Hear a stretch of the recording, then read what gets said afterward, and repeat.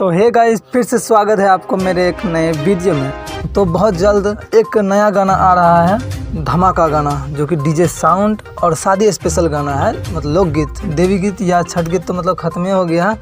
अब लोकगीत का मतलब इंतज़ार था, तो फाइनली गाइस पवन सिंह का लोकगीत मतलब पोस्टर रखे ना, वही 2 तारीख को पोस्टर लॉन्च होगा वेब म्यूजिक कंपनी से।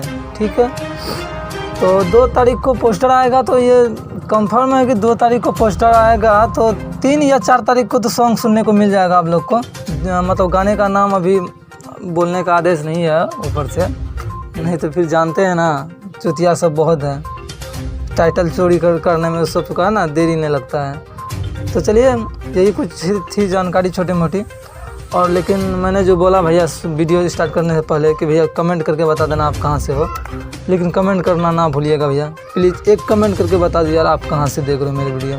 यदि पवन सिंह के सच्चे वाले फ़ैन हैं कमेंट कर ही दोगे, यदि सच्चे वाले फ़ैन नहीं है तो तब तो कोई गारंटी नहीं ले सकता ना मैं।